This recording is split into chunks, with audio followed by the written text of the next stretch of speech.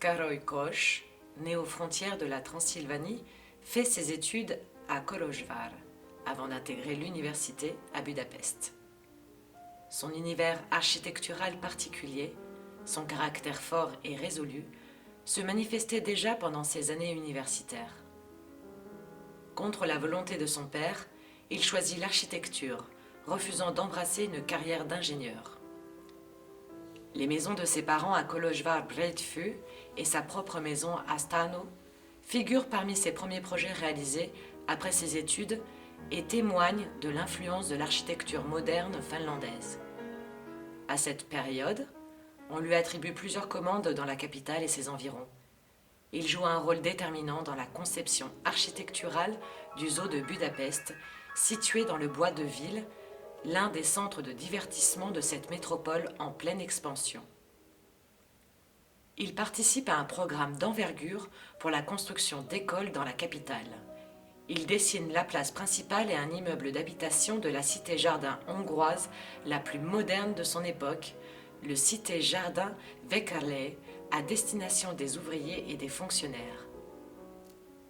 À l'âge de 33 ans, Kós passe un peu plus d'1 an à Constantinople.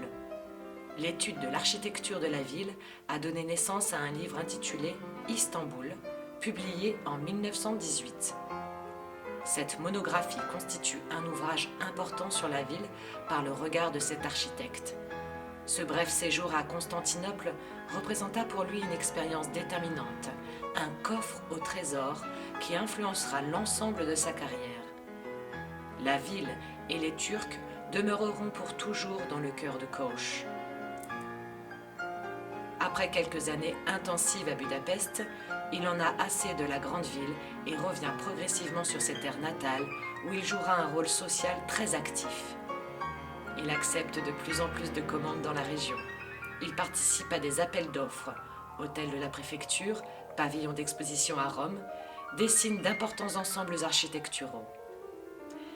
Symbiose des différents éléments de l'architecture transylvaine, le musée national sicule de Széchenyi-György sera l'un des sommets de sa carrière. Son style architectural se nourrit de ses racines et de ses expériences transylvaines.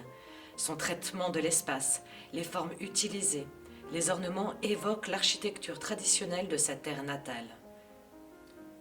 Il parvient à loger et à faire accepter ses constructions et l'univers particulier qu'elles véhiculent, qu'il s'agisse d'écoles, de maisons d'habitation, de bâtiments paroissiaux ou de n'importe quel autre édifice, tant dans la capitale, qui à l'époque réunit 900 000 habitants, que dans une petite ville de province.